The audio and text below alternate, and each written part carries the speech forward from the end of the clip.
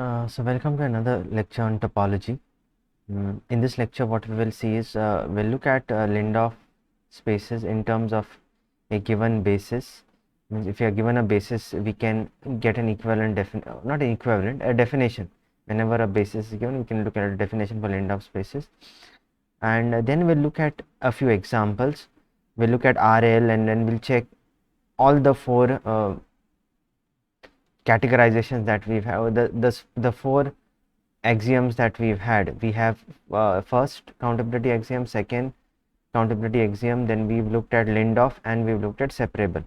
So we'll take a couple of examples and we'll look at RL. Will look at which of these four are satisfied, which are not satisfied, and prove those things. So let's start.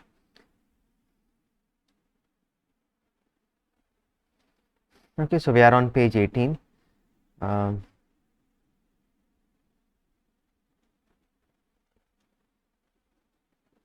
Okay, the first thing on page 18 is we have this exercise. Let X be a topological space and let B be a basis. So we are given a basis has been given, be a basis for the topology on X. Prove that X is Lindelof. So X is Lindelof if and only if every open cover for X by basis elements admits a finite subcover. So if you go to solve this, what is the definition of Lindoff? The definition of Lindoff says that every open cover has a countable subcover. So if every open cover has a countable subcover, then if you take an open cover by basis elements, it will have a countable subcover. So the forward implication of this theorem is obvious. There is nothing to prove there. It's the backward implication, that is, if you are having if you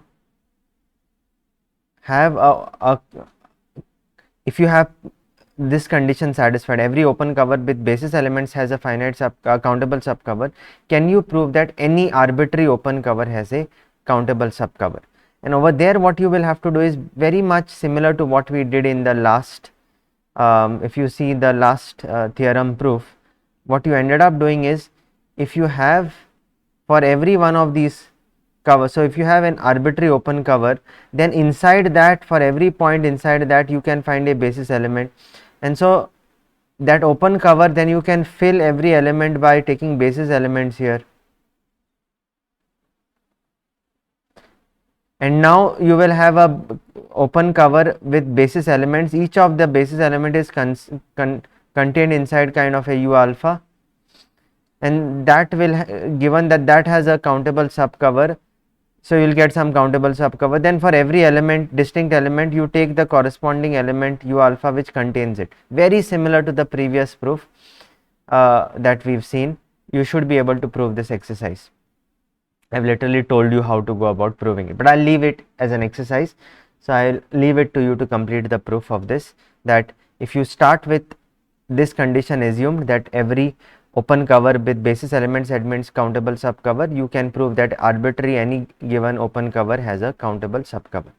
So anyways, this will use this exercise quite a bit in the next few examples.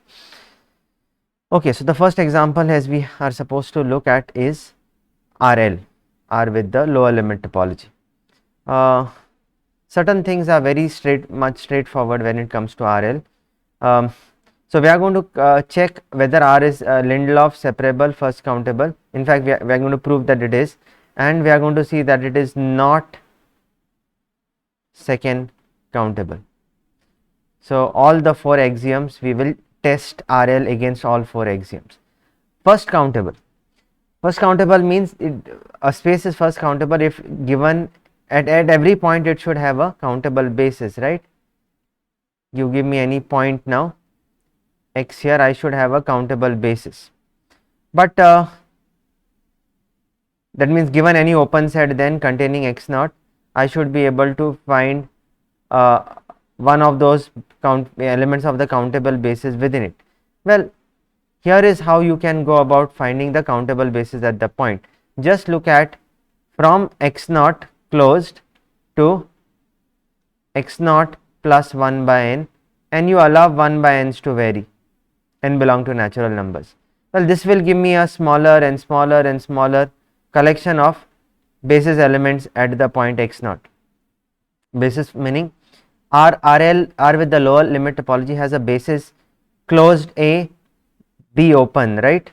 So these are all basis elements of for RL, and at the point x0 now if you take any open set, so if I take again, if I look at the point x0 and look at any open set U which contains x0, that open set U must have a basis element, so it has to have some x0 to x0 plus epsilon, but you can always choose 1 by n to be less than epsilon and you will get one element from this countable collection. So you do get this becomes a countable basis at the point x0, and there was nothing special about x0, you can do this at any point, therefore at every point it has a countable basis, therefore it is first countable. Let me just erase, and so we have just shown that RL is first countable.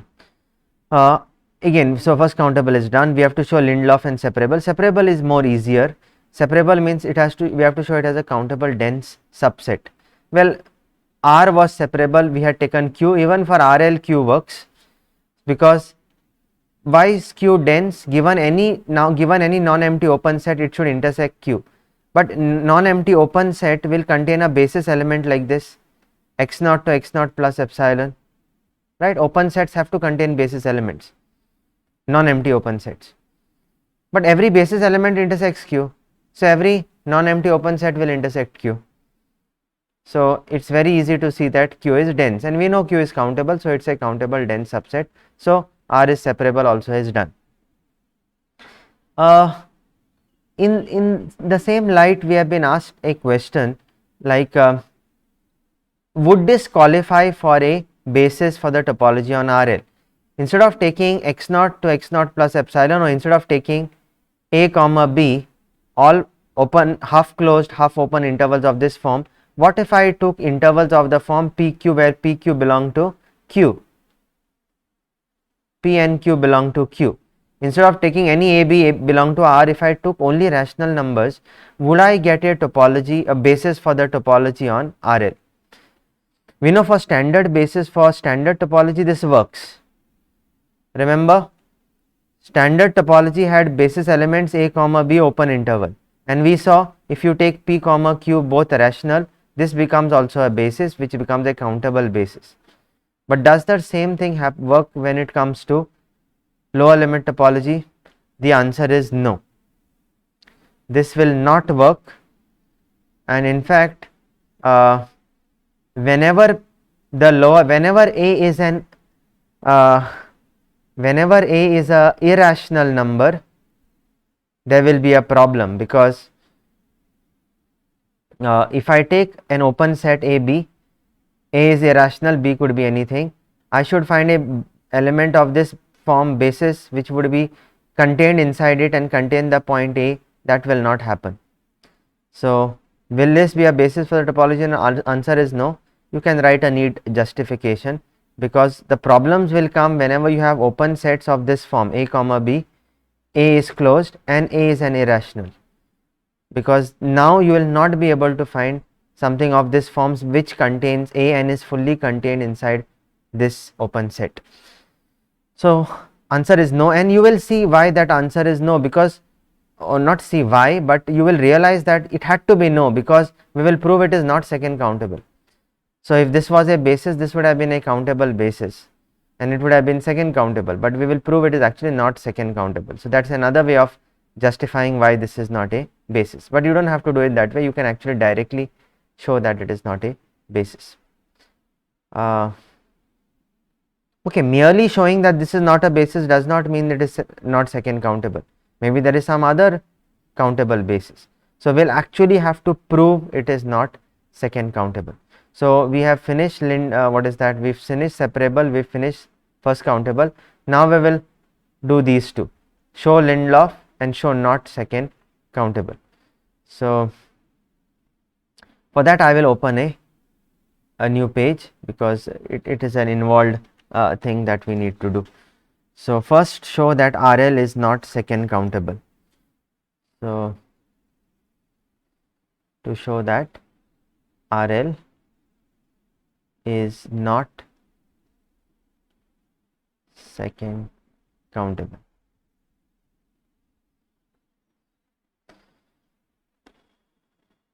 So we assume that, or not assume, we take any basis and we'll show it has to be uncountable. So let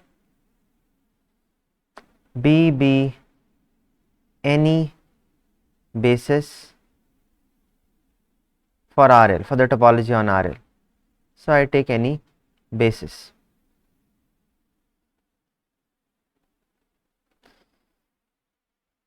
Now what we do is we I'll take another color.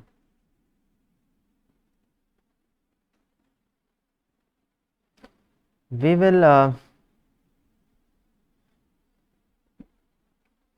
look at these kind of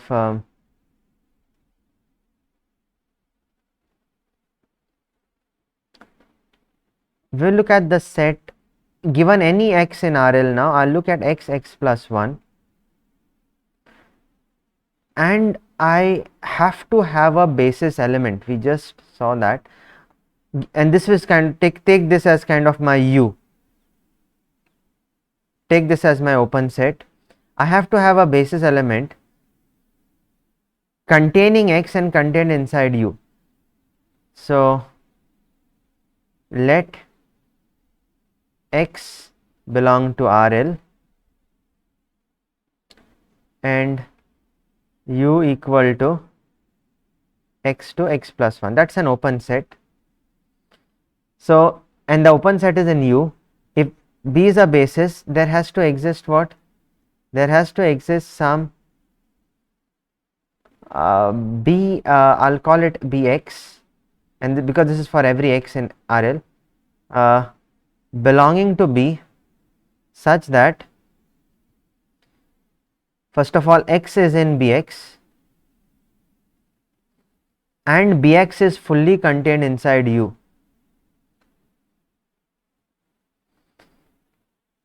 Now because x is in Bx and it is in U, there is nothing less than x that can be there in Bx. So whatever is Bx, it has to start at x and go ahead. We don't know whether it is of the same form or whatever form, but all I am interested in establishing is that x is the smallest element. X is the smallest element in Bx. So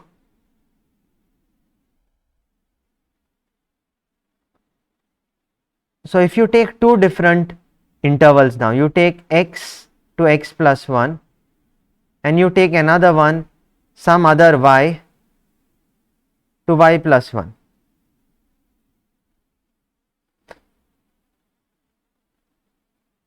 You take two such distinct where x is not equal to y.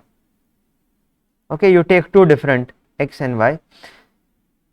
Now you will say they might overlap. Fine, they could overlap.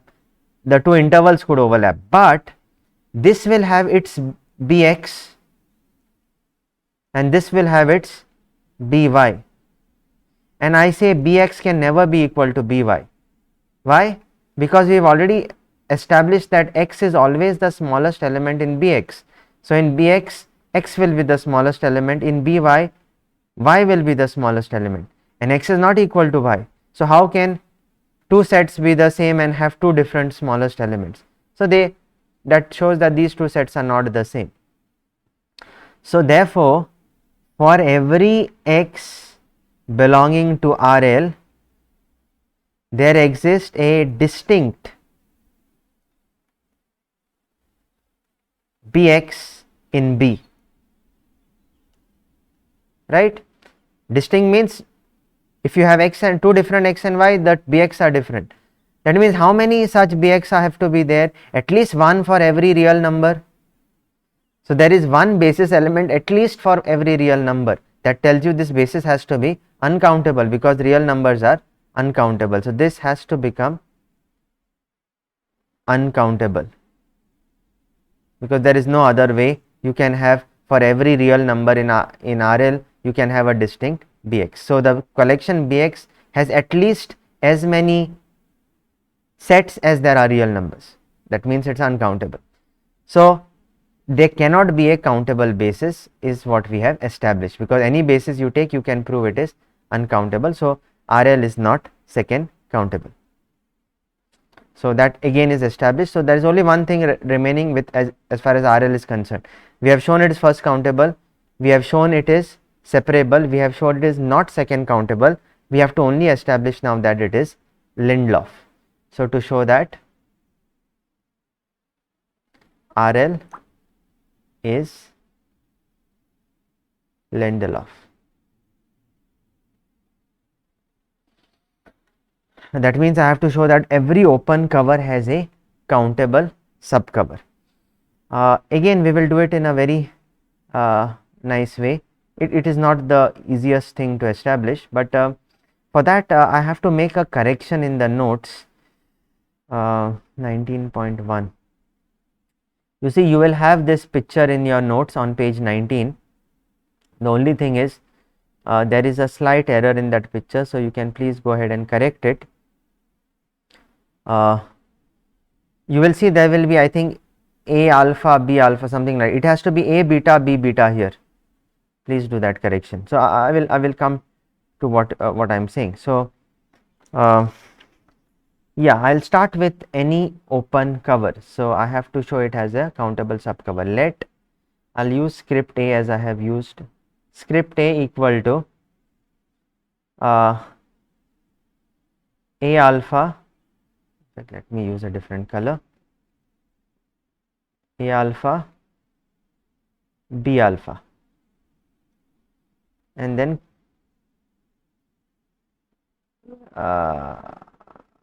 alpha belonging to some j. Okay, let this be an open cover for RL using basis elements.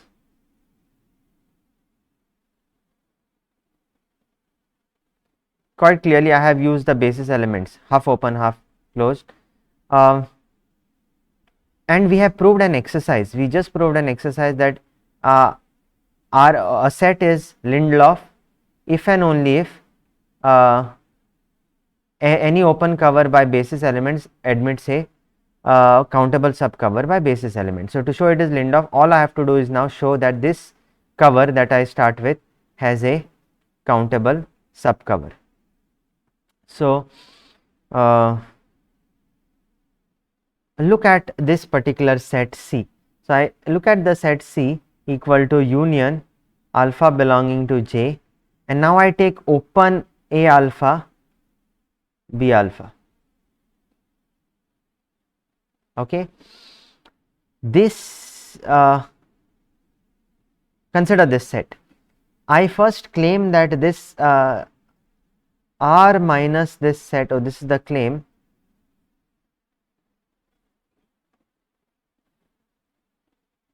The claim is RL or R minus C is countable. Once I show that this is countable, I will be able to then find, what I will do is then I will first find a countable cover for C. I will cover C with countably many elements from A, and those remaining countable points, one element of the open cover I will put over it, and then countable plus another countable, total is countable. So I will get my required countable cover, subcover for A. So how do I establish that R minus C is countable? For that you look at what is there in R minus C. What have I removed? See, this cover covers the whole of RL. The only thing that can possibly be missed in C is the lower end point. So if I take any element here in R minus C, it has to be a lower lower limit point for some element of the cover. So let me take X belonging to R minus C. This implies X must be equal to some A beta for some beta in J. There is, because that's the only thing that can be missing, otherwise everything is there in C, because these cover RL, these also will cover, except that one lower limit point is this lower point is missing because it's open now, open A alpha, so that could possibly be not coming inside C. So that's what we say, if there is something in R minus C, it has to be looking of the form X has to be some A alpha. Now you look at this A alpha, A beta. If I have another point Y, so this, suppose Y is another point, Y belonging to, or rather let me say, choose a rational number Qx in A beta, B beta. You can see in the picture, I have taken a rational point here. If I have another Y now, suppose there is another point, suppose, let Y also belong to R minus C, where Y is not equal to X. Then, in fact, not equal Y, I will take it bigger. Not equal, without loss of generality, you can always take bigger than X. So if I take a Y which is bigger than X, then clearly Y cannot belong to this interval, because A beta to B beta is there inside C. So if there is something else which is in R minus C, it has to be bigger than B beta. So it has to be something bigger than B beta. So the moment Y is in R minus C, what will happen is your you will have the situation where Y has to be bigger compared to B beta. There is no other way. It cannot be less than B beta, because if it is bigger than Y, less than B beta, it will actually come inside C, because all points from A beta to B beta are actually in C. So the fact that this is bigger and this would imply that B beta is less than Y. So Y is bigger than B beta. So what will I get then? I will get and similarly I will choose in the whatever interval it is coming in, I will choose a Qy. So you will have the situation where your Qx will be less than B beta and Qy will be bigger than B beta. Whatever it is, Qx is not equal to Qy. So for every element in the set R minus C, for every, I'll write it here, for every x belonging to R minus C, there exists distinct rational Qx belonging to Q. What does that tell you? Can these be uncountable? If it is uncountable, then for every number in that uncountable set, you will have a distinct, no two of them go to the same one. You will have a distinct rational numbers. That would mean that rational numbers have to be uncountable, but rationals are countable. So there is a 1-1 function going from R minus C to Q, meaning take x in R minus C, you get Qx, take y, you get Qy, and that function is 1-1. We have seen it, two different points can't go to the same point. Therefore, R minus C must be countable.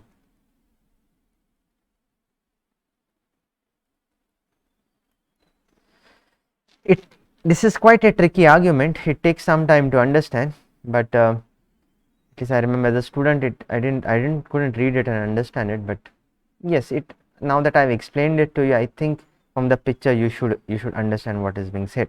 So R minus C becomes uncountable. Now it is very simple to show that RL has a, this open cover which you start with, it has a countable subcover. Why? I'll establish that here. You see, your C if was union alpha belonging to J, A alpha, B alpha, both open. This C is a subspace of R standard, meaning R with the standard topology. If you look at that set, this also would be a subspace. Set theoretically only countably many points are left out. We have already seen that. Of R standard, R with the standard topology, this set, this space, this we know is second countable. Because it is second countable, hence it will automatically, we know every second countable space is Lindelof. Oh no, that would not be the right way. First we'll invoke second countability on C. So this is second countable. This implies C is second countable. We have proved this, that the subspace of a second countable space is second countable. So C is second countable as a subspace of R standard, not as a subspace of I'm not saying as a subspace of RL, but as a subspace of R standard. C is second countable. This implies we know every second countable space is Lindelof, so C is Lindelof. Again, I am not saying it as in RL, I am still saying as a subspace of R standard. This implies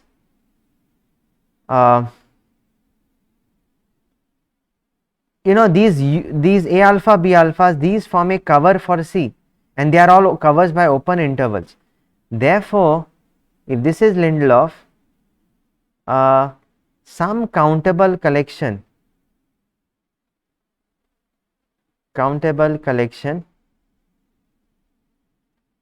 I will call it A alpha 1, B alpha 1, A alpha 2, B alpha 2, and so on. It goes on, not finite but countable collection covers C. Why? Because here is an open cover by open intervals in R standard which covers C. Because C is Lindelof, it will have a countable subcover. But now if I throw in one more point, even if I take closed, it still, this is covering, so even if I add one more point to each set, it will still cover, right? One extra point is not going to cause you problem. So A alpha 1, B alpha 1. Now I am taking spaces, open sets in, not in R standard, I am now taking them in RL, but this still will cover. So A alpha 2, B alpha 2, and so on, these same sets but with these additional points covers C. In fact, we've I suppose given it a name in the notes. We would have given it a name. No, I haven't. What I have done is I have rather written it as, instead of writing this way, I have written it as just the collection A alpha, which is index, A alpha I, B alpha I belong to 9, which is the same thing. This covers C. This is how it's written in the notes. Now this is going to cover C. How many points are left out? We have seen R minus C is countable. So this covers C, and this is countable, by the way. So this is a countable sub collection of A. This is, don't forget, this is a sub collection of A. Remember A, what was A? I think I have put it right at the top, right? Remember we had this A alpha, B alpha. From this A we got sub collection, we got a collection, and then we got this sub collection A alpha 1, B alpha 1 on this. Now we are back to elements of A. So we have countably many elements of A which are covering C, and what is remaining is countable. Now those remaining points, countable points, each one of those points, take them one at a time and find a element of A which covers it. Of course, A is covering the whole of R, so it has this script A covers the whole of R. This covers RL or R. So every point should be covered by at least one element from here. Now there are some countable points which are left out. Take one at a time and cover it by some A. So maybe you will get A1 to cover the first one, A2 to cover the second one, A3 and so on. So now you look at this countable set, countable subcollection, and you look at all these countable union countable. This is going to cover this part is going to cover C, and this is going to cover R minus C. So together they cover the whole of R. Countable together is still countable. So you have a countable cover for subcover for the whole of RL. So RL becomes Lindelof. So that is yeah, we have fully answered everything as far as RL is concerned. Now we can go next. There is on page, I think page 20 is where this proof ends.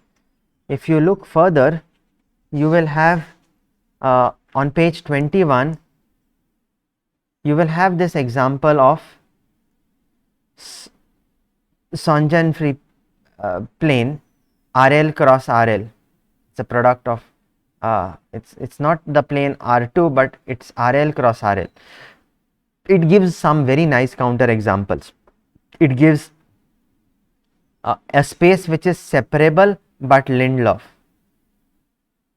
So that's interesting, because the other way around we had example, now we have example separable but not Lindelof. And we also by the way we also have an example where a product of Lindelof spaces need not be Lindelof, because we just showed that RL is Lindelof, but we can actually prove that RL cross RL is not Lindelof. It's quite complicated, and this is one example which was not done for us when we were students, and I can see why. Let's not complicate it, although it's very difficult to find otherwise this kind of a counter example. I will leave this particular example. I mean, I will not give importance to this. If somebody is really interested, can go through it, but it is quite involved. So I'll rather skip over this example and go to directly to ordered square, where we actually, this is very simple, but still I didn't want to leave it because it is that simple. We've already dealt with this before. So what counter example does this give? This gives an example of a space which is Lindelof but whose subspace is not Lindelof. So I naught square will show as Lindelof, but there is a subspace of this which is not Lindelof. So first of all, I naught square is compact. We have seen this when we did compactness. So this is compact. That means every open cover for this. By the way, what is I naught square? If somebody has forgotten, this is your ordered. I've written it there. Ordered square, meaning it is the set of points in this 0 0 1 1 0 1 1 0. These 4 points in the plane you take, but don't put the usual topology, subspace topology. You take ordered in the dictionary order. So your kind of points are increasing along the y axis, then suddenly if you jump along x axis, that's even higher and so on. This space is compact, we have shown. You can go back and check. That means every open cover for this has a finite subcover. So obviously every open cover has a countable subcover. So this is Lindelof, directly follows. But this space we can show is not, this space is not, what is that? There is a subspace which is not Lindelof. How do I get that subspace? You leave out this line on top and you leave out the line here, and you look at this set A. A is now 0 1 crossed open intervals. So only kind of open interval to open interval. Don't take the point on top. Keep taking all these open intervals cross all these open intervals, vertical lines, right? You will have all these vertical lines, but not the kind of open on top, open below. And take this whole thing. So leave the top line, leave the bottom line, and take all of these. Well, that's a subspace of I naught square. And each one of these, which I am showing you in green over here, oh my god, I you know what happened in the lecture. I was probably I hope it is not hidden from view, so I'll take it to the side. Anyways, all these green lines, so I'm taking this, I'm leaving out the top red line, I'm leaving out the bottom red line, so I have all this shaded region.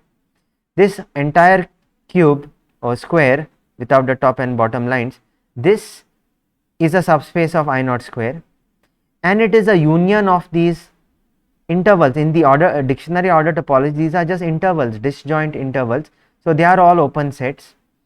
So I can find an open cover ux x cross 0 1. So take an x and look at x cross this 0 1 and do it for all x. So you will get an open cover of disjoint sets. So no way you can cover with any subcover, forget countable subcover. You cannot take, the moment you leave one of them out, you are not covering the whole space.